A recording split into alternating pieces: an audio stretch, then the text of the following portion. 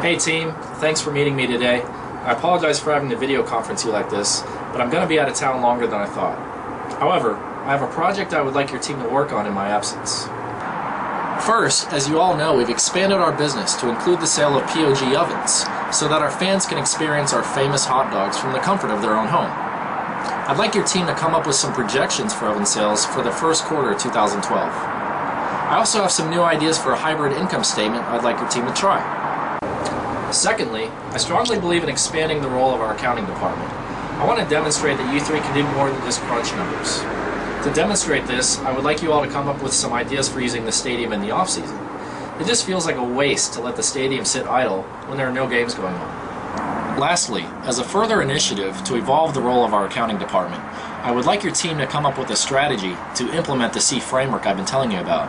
I feel this is a vital step for the long-run success of our company, and I'm counting on you all. I look forward to meeting with your team upon my return.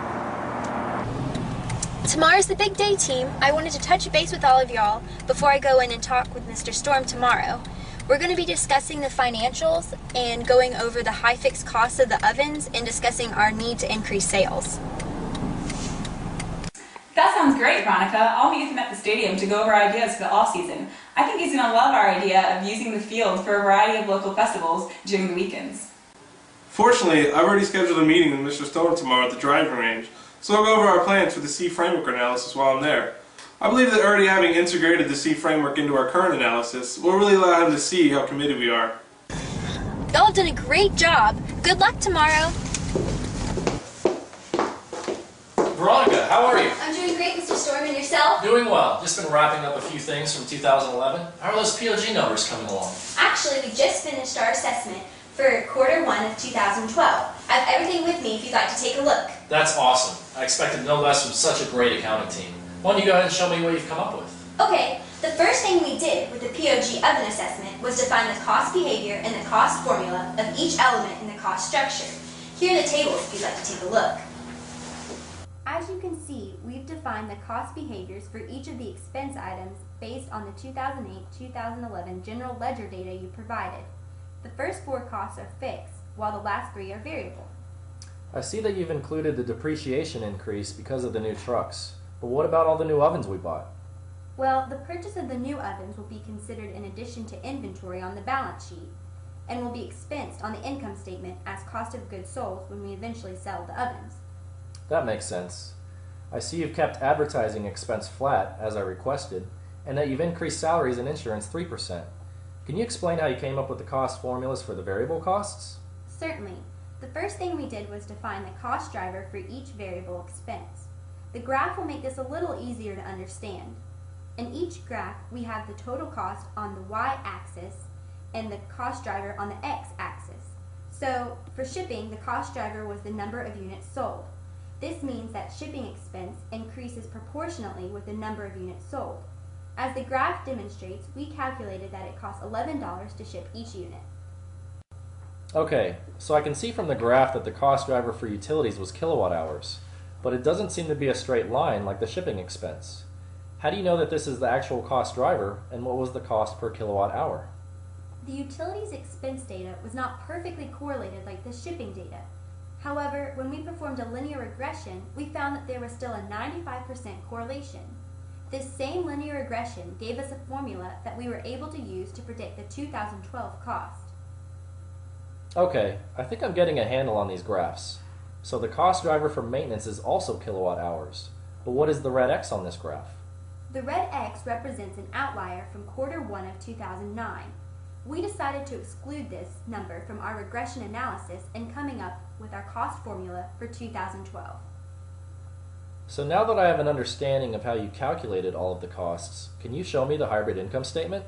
Absolutely. Let's move on. So I see that we're selling these ovens at almost 3 times what we're paying for them, and this is providing us with $780,000 in gross profit. However, we only end up making $66,000 in operating income. One of the benefits of the hybrid income statement is that we can separate variable from fixed expenses. As you can see, at 12,000 units sold, our fixed costs represent almost 40% of our sales revenue. Naturally, the more units we sell, the lower this percentage will be, and thus the more profitable we will be. I see what you mean, but with such high fixed costs, it seems as if we are barely breaking even. We had the same concern when we initially saw the data, which is why we calculated the break-even point. With current expenses, we would have to sell almost 10,500 ovens just to break even, which is why we suggest implementing a new strategy to increase sales volume. So what do you recommend we do to increase sales? Given that our fixed costs are relatively high, we agree with keeping the advertising expense flat for next year. Alternatively, because our variable operating expenses are only about 20% of our revenue, it would be more cost-effective to increase sales commission in order to sell more ovens. That sounds great to me. So overall, what did your team think of the hybrid income statement? We found it very useful. The hybrid income statement retains the gross profit figure, which is included in all GAAP income statements, yet it also provides separate variable and fixed costs. This format allows a manager to easily distinguish at a glance where the costs are coming from and how they behave. As you can see, it can also be very useful for planning purposes. In this instance, we realized that we needed to plan to increase sales volume without increasing fixed expenses. Those are some great points. I'm glad you found the hybrid income statement useful and were able to distinguish some of its key benefits. The team really knocked it out of the park with the financials. But have you come up with anything for the off-season? Well, speaking of parks, Lauren said she would meet you over the baseball field to go over some ideas we had. Excellent. I'm going to head there now. Lauren, how are you? Good, Mr. Storm. I'll be up there in a second. Thanks for meeting me here at the stadium, Mr. Storm. No problem. I heard your team came up with some great ideas for activities during the off-season. We did. We originally were thinking of doing a Winter Wonderland theme during the off-season because that has worked for other ballparks in the past. But we wanted to try something a little more unique, and we were thinking of hosting local festivals during the off-season. I gotta be honest with you, Lauren. I don't know much about festivals. I'm really just in the business of selling hot dogs. Exactly. We'd like to have some sort of entertainment that will bring in large crowds of people for long periods of time. That way we could offer our usual array of food and beverage.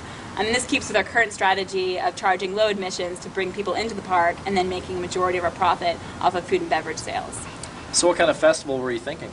We were thinking a variety of different type of festivals. In fact, we were thinking of having a different theme for each month. And would we run these festivals every day?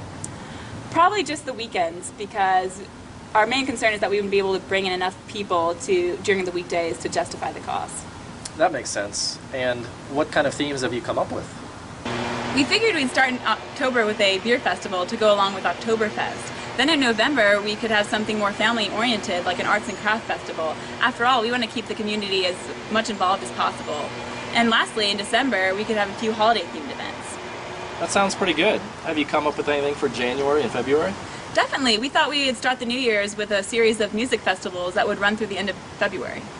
This all sounds very interesting. However, I'm curious to hear your team's concerns with this type of endeavor and if you plan for any contingencies. For example, what would we do in the case of inclement weather? Basically, we're thinking we could sell monthly passes for each festival. This would solve the weather problem and hopefully garner repeat customers, because the more times they come, the more hot dogs we sell. This all sounds rather complicated and expensive. Are you sure we can turn a profit? Actually, we believe that the new hybrid income statement will come in handy for planning the festivals, since it will allow us to break up the various costs. As you know, the fixed costs would be relatively low, as many of the costs of running the stadium would still be incurred if it was not in use. So our primary concern is the variable costs, which we plan on keeping these costs low by only running the festivals during the weekends and hopefully obtaining outside sponsorship. I'm not sure I understand how we're going to persuade outside companies to sponsor the festivals. It would be a little different for each festival. For the beer festival, we could contact some national breweries and offer to put up signs and logos around the stadium, or we could even contact some of the local breweries. For the Arts and Crafts Festival, we could contact local artists and offer them the chance to show their wares. In this case, they would pay most of the setup costs. I see, but that still doesn't explain how we're going to afford a big band every weekend throughout the months of January and February. First, we feel that having a variety of smaller or local bands would be less expensive and draw more repeat customers than having big name artists. And secondly, we believe that we could partner with some of the local radio stations, and not only would this give us free advertising on the radio, but they likely have a variety of music contacts. That's interesting. I hadn't considered advertising. What about advertising for the other festivals? Starting this year, we can put a page in the baseball programs advertising the different festivals and direct fans towards our website to get more information. we'd want to focus on the unique experience of having a festival on the baseball field, as well as having the baseball players come to the festivals to sign autographs and mingle with the fans. Very impressive. I think your team is in a home run with this idea. I think it's going to be a huge success. Thank you, sir. Now it's your turn to go hit some balls as Luke is waiting for you at the golf course to talk about the C framework analysis. Perfect. I'm on my way. Oh, hey, Mr. Storm. How you doing? Doing great. Good to see you. How was your trip? It was excellent. I actually just got done meeting with the other members of your team. Well, wonderful. Would you like to go ahead and hit some balls? Absolutely. I'm really anxious to hear what you've come up with the C framework. Well, great. Let's get started.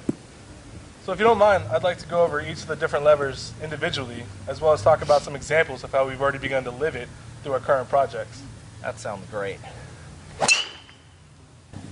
Well, as you know, the first lever we looked at was the catalyst lever. And to us, this means that accountants should be at the forefront of introducing change and new ideas in the organization. So for our fans, this means coming up with innovative new ideas, such as festivals in the off-season.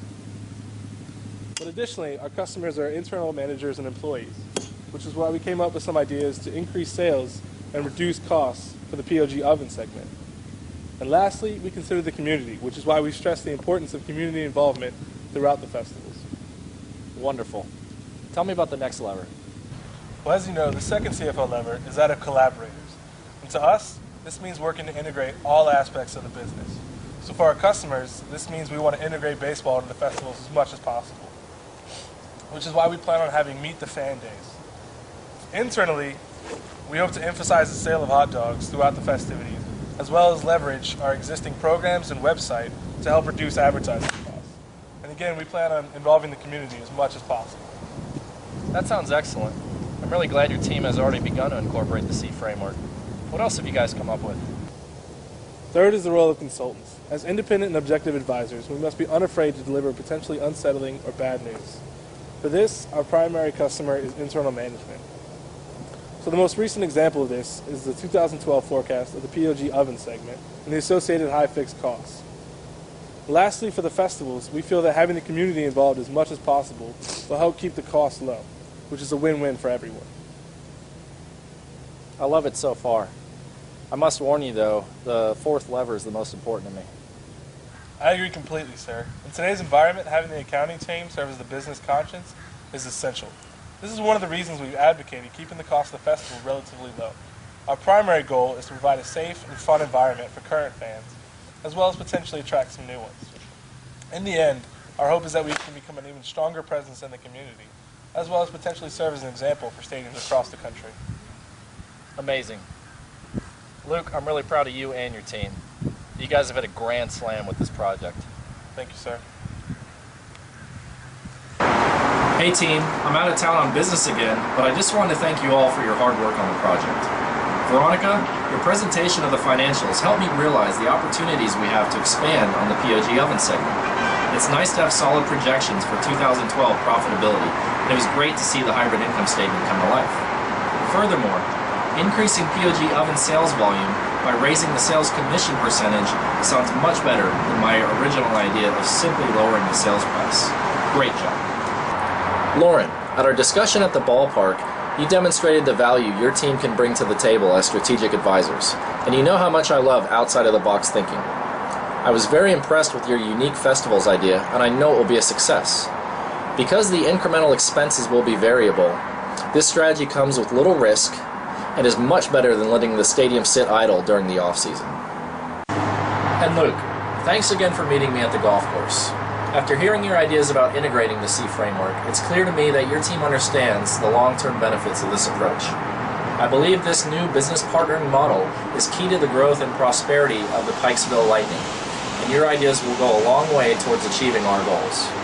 I was especially pleased with the emphasis you placed on community involvement, because without our fans, we wouldn't be here. I'll be in touch with all of you soon so that we can discuss how to implement your team's great ideas. Great job.